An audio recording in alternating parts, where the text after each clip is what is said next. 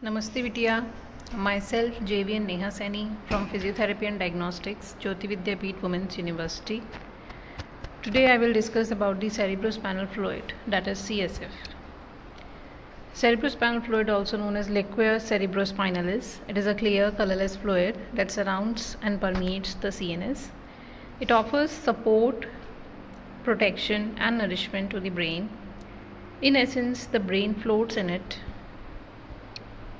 CSF is a clear fluid which is present in the ventricles of the brain and the central canal of the spinal cord and also the subarachnoid spaces. Subarachnoid space is the space between the arachnoid and the pia mater. So we have three meninges in our nervous system.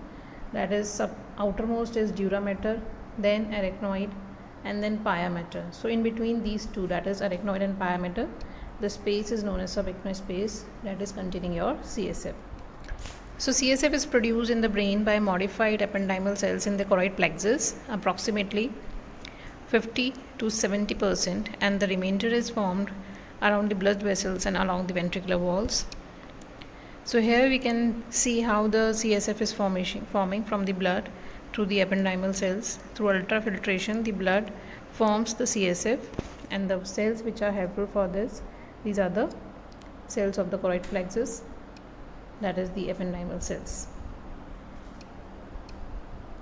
Now, what are the functions of CSF? It protects, lubricates the brain, it provides nutrients, removes the waste. In adults, it is approximately 90 to 150 ml, and in newborn, its volume is 10 to 60 ml. It serves as a transport medium for nutrients and metabolites, endocrine substances, and even neurotransmitters. So, in the nutshell, we can say the functions of CSF, the protection. The CSF protects the brain from damage by buffering the brain. In other words, we can say the CSF acts to cushion a blow on to the head and lessen the impact. Then second point is buoyancy. Because the brain is immersed in fluid, the net weight of the brain is reduced from 1400 gram to about 50 grams. Therefore, the pressure at the base of the brain is reduced. This is another function of the CSF. Then the third function is excretion of waste products. The one-way flow from the CSF to the blood takes potentially harmful metabolites, drugs and other substances away from the brain. So this blue space in the diagram is showing you the flow of the CSF, and the arrows are representing the CSF. Now the location of CSF. The CSF is found in the two lateral ventricles, third ventricle, fourth ventricles, spinal cord. In the spinal cord, we have the central canal which is containing the CSF, then in subarachnoid space, and it also continues with the extracellular fluid of the brain parenchyma. The CSF flows through the subarachnoid space between the arachnoid and the pia mater, and about 20 ml of fluid produces every hour in the choroid plexus and reabsorbed by arachnoid villi. Now this formation of CSF, choroid plexus of lateral, third and fourth ventricles, then ependymal lining of the ventricular systems and pia-glial membrane, blood vessels. Cells are believed to actively secrete sodium ions into the ventricular system in exchange for potassium ions. Sodium ions electrically attract chloride ions and osmotically draw water from the blood vascular system to constitute the CSF. So here how the formation occurs. So in this diagram we can see the choroid plexus and the ventricles which are forming the CSF. Now the how circulation of CSF occurs. From lateral ventricle it is formed and then it is passed through the interventricular foramen of Monro into the third ventricle. Then from here it passes through the mesencephalic aqueduct, or we can say aqueduct of Sylvius, and then enters into the fourth ventricle and then into the spinal cord in the central canal. Also out the lateral apertures to the subarachnoid spaces to the venous system. So the lateral apertures will lead the CSF into the subarachnoid spaces, and then it is returned back again into the venous system. So there is foramen of Megendie, the median aperture, and foramen of Lashka, the lateral apertures, which circulates the blood, the CSF, through the subarachnoid spaces, and due to the pulsation of blood in the choroid plexus, the CSF moves, and due to pulsation of ependymal cells, the CSF again flows So here we have discussed how the CSF is flowing. From lateral ventricle it is transferred to the third ventricle, and then to the fourth ventricle, and then to the spinal cord central canal. Now the site of formation of the CSF is the choroid plexus of the lateral ventricle. Then here also we have discussed about the circulation of CSF in the subarachnoid space. The arrows are indicating the circulation. Here again we have discussed the circulation of CSF. Now absorption of CSF. Through the arachnoid villi, a protrusion of arachnoid membrane into the central venous sinus and other sinuses, and absorption also occurs by veins and capillaries of the CNS. So in this diagram we can see the arachnoid granulations and arachnoid villi, which are responsible for the absorption of CSF and transfer it to the venous system.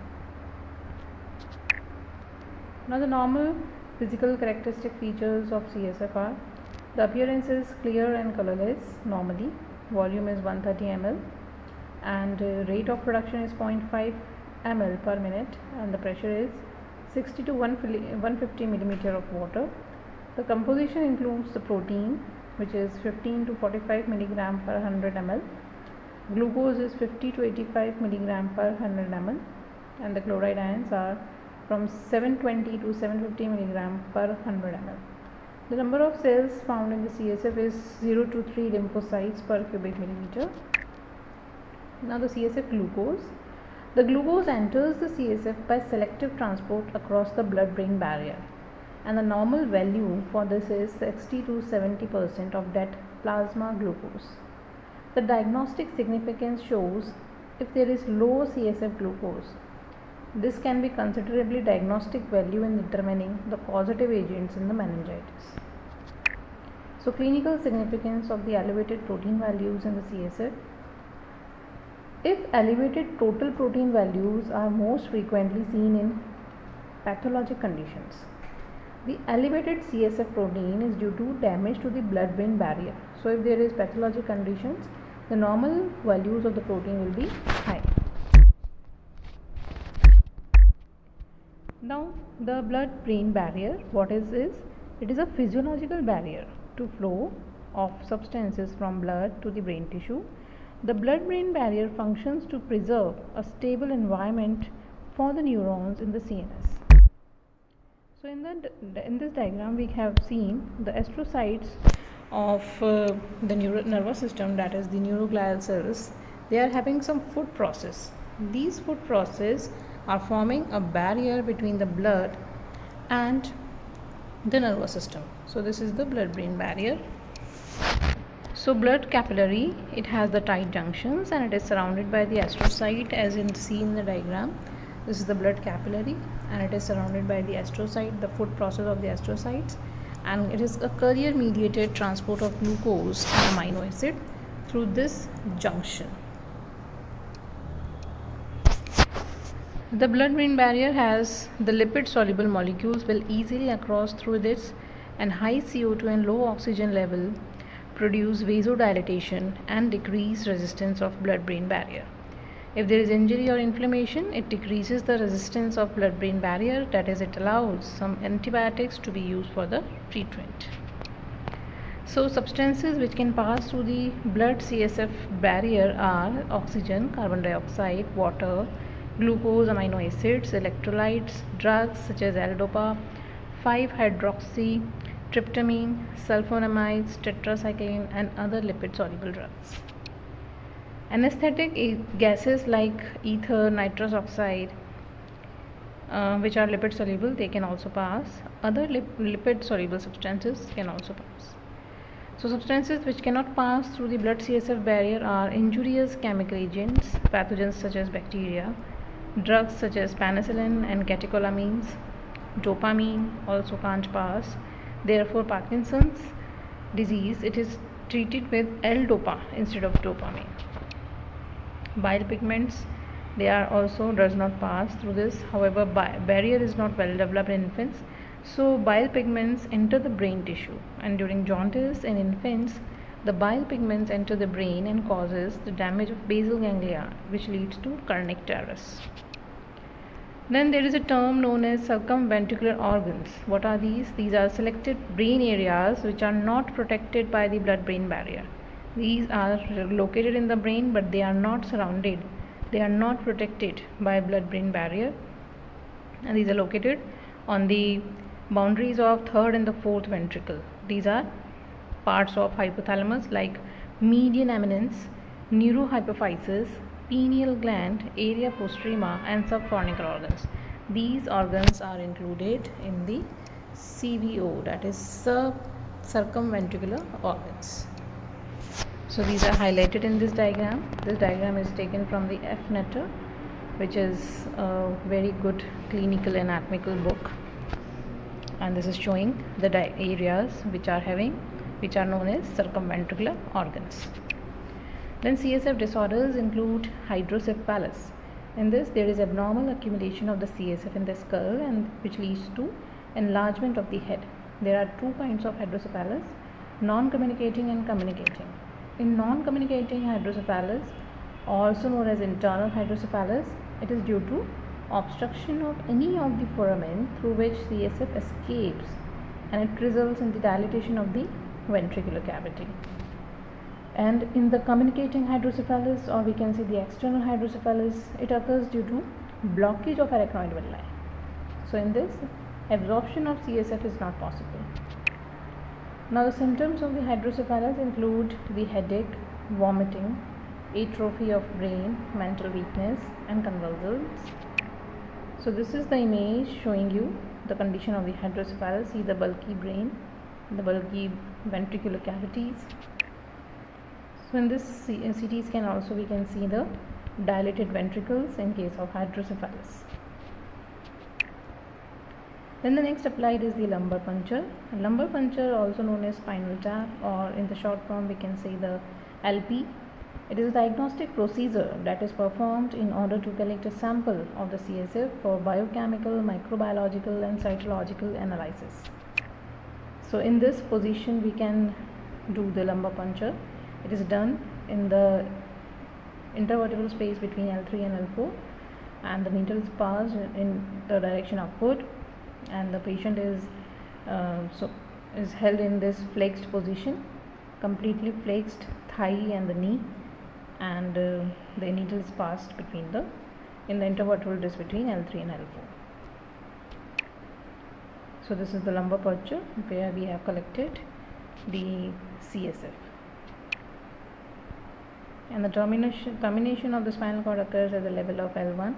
So the needle is inserted at the level of L3, L4. So this is the proper angle at which the needle is passed. The needle is directed upwards. So in this condition the patient is laid down. It is in full flexed hip and the knee positions, and it is the level of entry of the needle, that is L3, L4 interspace at the level of iliac crest. And this is the spinal needle which is used for the lumbar puncture. And this is how the CSF comes out through this spinal needle and collected in a vial. Then the appearance of the CSF, it is clear and colorless, then it is normal. If it is bright red, this indicates the presence of blood, and the appearance of fresh blood in all the three tubes supports the diagnosis of subarachnoid hemorrhage. If it is xanthochromic, means if it is yellow, it indicates that the patient is suffering from jaundice. If it is yellow, it also suggests that there is a subarachnoid hemorrhage which recently occurred. If it is turbid, it indicates the presence of white cells and is suggestive of CNS infection. Now the cell counts indicates if there is increased neutrophils, this indicates a bacterial meningitis or cerebral abscess. If there is increased lymphocytes in the CSF, this indicates the viral meningitis, tuberculosis, syphilis, fungal and parasitic infections.